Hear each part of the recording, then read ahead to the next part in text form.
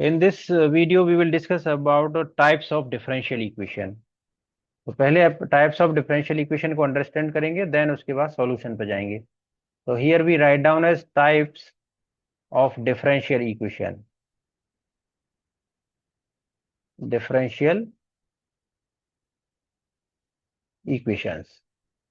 अब differential equation कितने type की होती हैं? तो पहले तो बेसिक हम जानेंगे. There are two types of differential equation. तो two types of differential equation.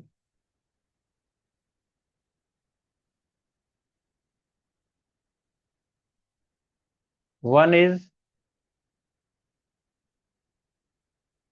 Ordinary differential equation.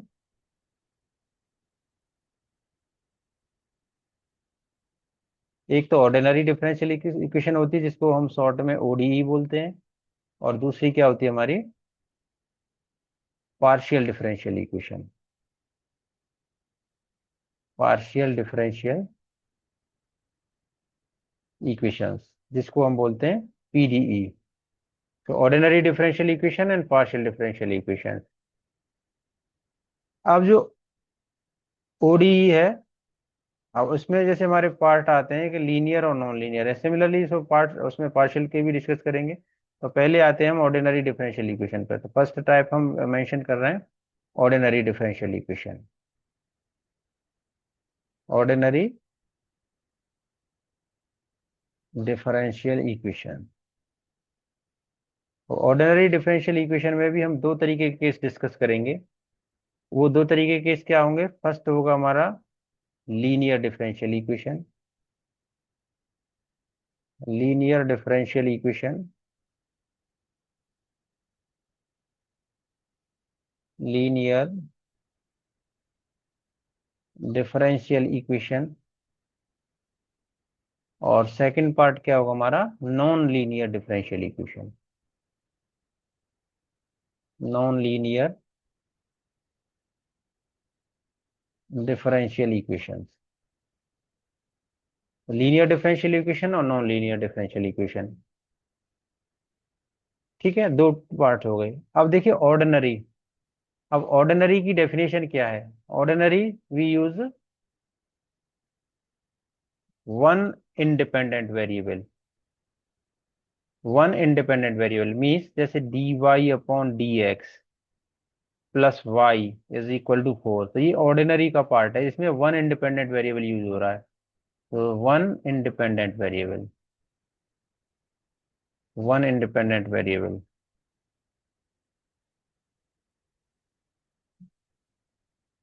PDE में more than one independent variable. More than one independent. Basically two independent variable जैसे हम यूज कर रहे हैं. तो जैसे डिफरेंशियल इक्वेशन दे रखी, del square z upon del x del y equal to 4xy. तो जो ऑपरेटर भी चेंज हुआ, ऑर्डिनरी का ऑपरेटर डी रहेगा, पार्शियल का ऑपरेटर हमारा डेल रहेगा. तो ये भी डिफरेंस रहेगा. तो ऑर्डिनरी और पार्शियल में इसमें वन इंडिपेंडेंट रहेगा, इसमें एक से ज्यादा इंडिपेंडेंट रहेंगे. Means at least to independent variable रहेंगे, एक्स और वाई. जेड डिपेंडेंट का काम करेगा. यहाँ वाई हमारा डिपेंडेंट है इस केस में, ऑर्डिनरी के में. यहाँ जेड हमारा इंडिपेंडेंट है, डिपेंडेंट है. जेड डिपेंडेंट वेरिएबल है और एक्स और वाई हमारे करस्पॉन्डिंग इंडिपेंडेंट वेरिएबल है. तो पहले तो ये अंडरस्टैंड करना है ordinary having one independent variable, partial having more than one independent variable, that means two independent variable, and operator also change. Now अब ordinary के ही parts आ गए, जैसे linear differential equation. अब linear differential equation हम कैसे define करते हैं? कि linear differential equation जो डिफाइन कर रहे हैं हम, वो डिफाइन करते हैं उसके ऑर्डर के बेस पर. ये डिफरेंशियल इक्वेशन, ये डिफरेंस डिग्री के बेस पर, ये differential equation which has degree 1, which has degree 1 of all derivatives. सारे डेरिवेटिव की एंड डिपेंडेंट वेरिएबल की. All derivatives and dependent variable. तो then it is said to be linear differential equation. अगर ऐसा follow नहीं करेगी तो क्या हो जाएगी, फिर वो नॉन लीनियर हो जाएगी। अब एग्जाम्पल से अंडरस्टैंड करते हैं कि लीनियर कौन सी होगी। अब जैसे सिंपल डिफरेंशियल इक्वेशन हमने दे दी, कोई ये दे दी D square Y upon D x square plus two D Y by D X और plus Y is equal to 4। ये एक सिंपल एलडीई है, लीनियर डिफरेंशियल इक्वेशन है। इसकी डिग्री मतलब हर डेरिवेटिव की डिग्री और डिपेंडेंट डिग्री भी 1 है। तो हमने लिखा है कि all derivatives and dependent variable, अगर आपका इस तरीके की डिफरेंशियल इक्वेशन दे रखी है, जैसे इसकी डिग्री हमने कर दी 2 plus two D Y by D x plus Y is equal to 0, तो ये नॉन लीनियर हो गई। ये क्या हो गई, नॉन लीनियर। तो ये नॉन लीनियर हो गई, non linear differential equation. Okay, so इसी में हम लिख सकते हैं लीनियर डिफरेंशियल इक्वेशन अदरवाइज। अब इसी में मैं यही मेंशन कर देता हूँ, otherwise non linear differential equation, non linear differential equation. अब दूसरा एग्जांपल हम यहाँ ले लेते हैं, जैसे अब हमने लिखा d square Y upon D x square plus two D Y by D x raise to the power 3 और plus Y is equal to x.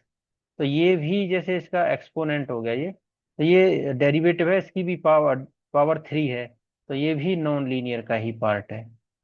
This is also non, सारे डेरिवेटिव्स डिग्री 1 के ही होने चाहिए। और D square Y upon D x square plus 2x D Y by D X और plus Y square is equal to x. तो ये देखो ये भी लीनियर है, दैट मीन यहाँ भी डिग्री 1 है, यहाँ पर भी डिग्री 1 है, बट इसका जो डिपेंडेंट वेरिएबल है उसकी पावर क्या है, 2 है। तो that's why it is non linear, तो ये भी नॉन लीनियर होगा। तो hope you understand about difference between linear and non linear, क्योंकि दोनों के सॉल्यूशन डिफरेंट तरीके से होते हैं। लीनियर डिफरेंशियल इक्वेशन का अलग तरीके से सॉल्यूशन होगा और नॉन लीनियर डिफरेंशियल इक्वेशन का डिफरेंट तरीके से सॉल्यूशन है। Okay, so hope you understand about the difference between ordinary and partial and linear and non-linear।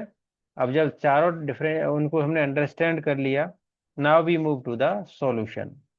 तो we move to the solution of a differential equation. अब किसी भी differential equation का solution हम कैसे करते हैं, तो बेसिकली हमने पहले फॉर्मूलेशन जब पढ़ी थी, तो फॉर्मूलेशन में हमने क्या किया, किसी सॉल्यूशन जो दे रखे थे दैट मीन आर्बिट्रेरी कांस्टेंट थे, उन्हें एलिमिनेट करते थे, then we convert into the differential equation. तो मैं वही एग्जांपल आपको लेके चल रहा हूँ कि जैसे हमारे सॉल्यूशन थे कि let y is equal to a cos x और plus b sin x।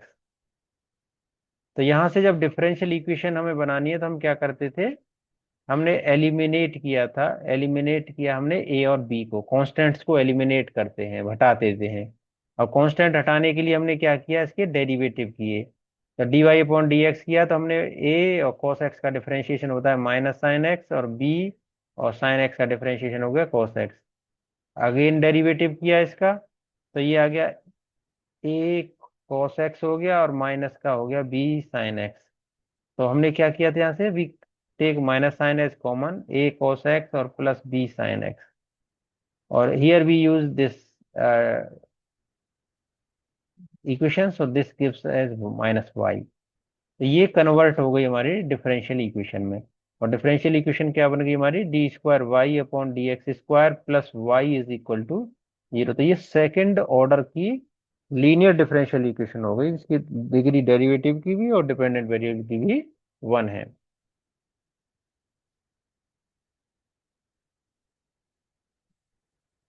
Okay, so now अब वी डिफाइन द सॉल्यूशन। अब सॉल्यूशन को डिफाइन करना है, तो अब उसमें क्या लिखना होगा, एन इक्वेशन। अब इक्वेशन में कन्वर्ट होना है, क्योंकि ये क्या थी, ये एक इक्वेशन है। तो an equation containing containing dependent variable. Containing dependent variable means y. Containing dependent variable y and independent variable x, and अब उसको क्या करना है, फ्री फ्रॉम डेरिवेटिव्स, उसमें डेरिवेटिव नहीं होंगे सॉल्यूशन में, and free from derivatives which satisfy the differential equation. Satisfy the differential equation is called solution,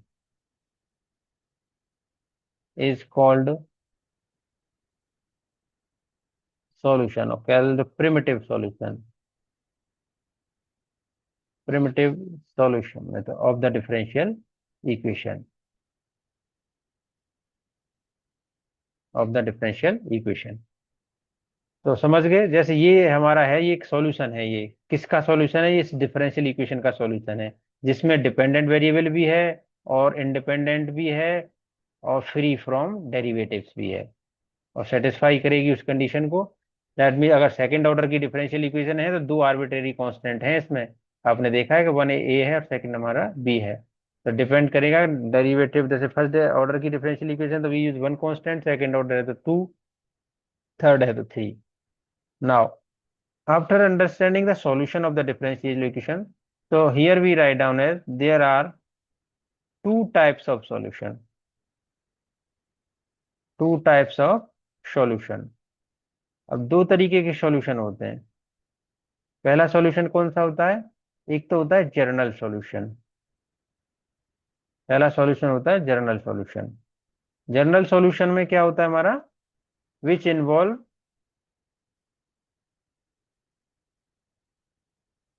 arbitrary constants,